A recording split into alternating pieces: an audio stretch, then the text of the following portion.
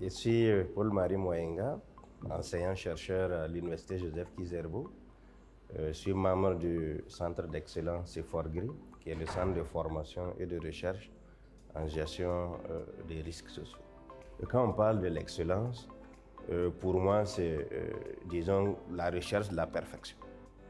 Voilà, tirer vers la perfection. Donc, être excellent, pour moi, c'est au-delà d'être bon. Être bon, ce n'est pas suffisant. Il faut être excellent. On est excellent en se positionnant par rapport aux autres. Bon, on est bon parce qu'on a juste un ensemble d'attributs par rapport à un standard qui existe. Mais être excellent, c'est vraiment aller au-delà du bon, se positionner comme une référence donc, par rapport aux autres. De cette formation, je retiens plein de choses. Déjà, c'est une révolution par rapport à ce que nous avons l'habitude de faire dans le cadre des formations en présentiel. La relation donc avec les étudiants, les capacités aussi supplémentaires que l'on a donc avec les formations en ligne, avec la mobilisation de ressources voilà, qui sont disponibles en ligne, qu'on va utiliser pour renforcer donc, voilà, les éléments de formation que nous donnons. Donc en termes pratiques, comment nous comptons donc l'utiliser? Actuellement, c'est déjà visible à travers nos approches, notamment la relation déjà avec les apprenants. Même si nous sommes toujours dans un contexte d'apprentissage en présentiel, parce que les dispositifs n'ont pas encore évolué. Donc à l'issue de nos formations, quand les dispositifs vont évoluer pour qu'on puisse basculer en ligne, mais pour le moment, c'est toujours en présentiel comme avant. Mais on ressent déjà, on a eu une amélioration donc, sous l'angle de l'approche pédagogique. La gestion de la relation donc, avec les apprenants, où il y a beaucoup plus d'interactivité actuellement qu'auparavant. Donc on intègre beaucoup d'autres ressources en ligne, donc on donne des références en ligne pour que nos étudiants aillent consulter avant les cours et puis revenir. Ce qui fait que ça se ressent au niveau donc, des échanges déjà avec les apprenants.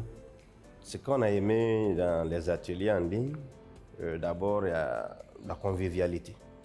Voilà, surtout nos formateurs étaient quand même assez très ouverts parce que ce n'est pas tout le monde qui était à l'aise avec l'outil informatique. Voilà, on a essentiellement fait ça sur Zoom. On a eu beaucoup de contraintes, surtout en matière de connectivité. Il faut avoir la connexion Internet. Chez nous particulièrement, on a décroché un petit temps parce qu'on a eu le coup d'État et puis on avait coupé la connexion Internet. Donc les autres ont dû continuer ça. Nous, on a fait pratiquement 2-3 semaines. Et ils se sont montrés vraiment très disponibles pour nous permettre donc, voilà, de pouvoir rattraper tout ce qu'on avait perdu.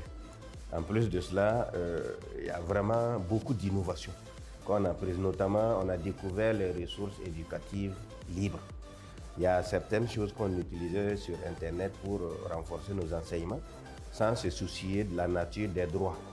Donc de ces ressources-là, est-ce qu'elles sont en accès libre, est-ce que c'est en accès limité, est-ce qu'on violait un ensemble de droits donc en utilisant ces ressources.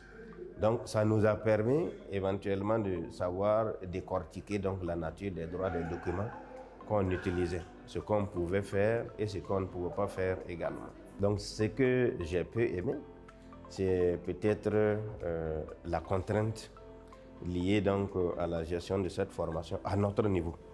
Voilà, il y avait une contrainte de temps parce qu'on a des enseignements dispensés, parce qu'on est enseignant-chercheur, on a des sessions donc, en ligne, donc il faut être là à des périodes indiquées, parfois ça correspond avec des heures de cours, parfois discuter avec le chef de département pour être libéré. Donc c'est juste cet aspect-là lié donc, à la contrainte du temps. Pour ce 4e atelier, ce que j'ai beaucoup aimé, c'est déjà de pouvoir rencontrer des gens avec qui on a interagi pendant plus de 6 mois. On se voyait toujours en ligne sans pouvoir se rencontrer. Donc ça, c'est déjà un bon élément. Et l'autre, c'est que ça permet de finaliser globalement ce qu'on a appris et d'apprendre de nouvelles choses vraiment avec un accent mis donc, sur la pratique. En ligne, la pratique est beaucoup faite par les enseignants et nous, la pratique que nous faisons, c'est beaucoup plus en asynchrone, donc carrément après donc, les séances en direct. Mais aujourd'hui, actuellement, tout est en direct. Donc entre nous, on a la possibilité donc, de faire des travaux de groupe voilà, directement ensemble. Donc ça, c'est vraiment des éléments voilà, qu'on apprécie beaucoup.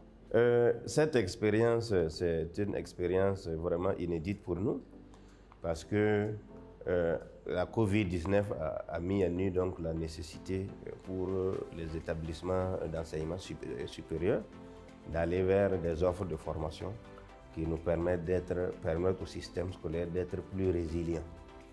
On a dû suspendre des cours, parfois des mois dans certains pays, mais on n'a pas trouvé d'alternative que de faire revenir les étudiants avec tous les risques que cela comportait, aussi bien pour les apprenants que pour les enseignants eux-mêmes.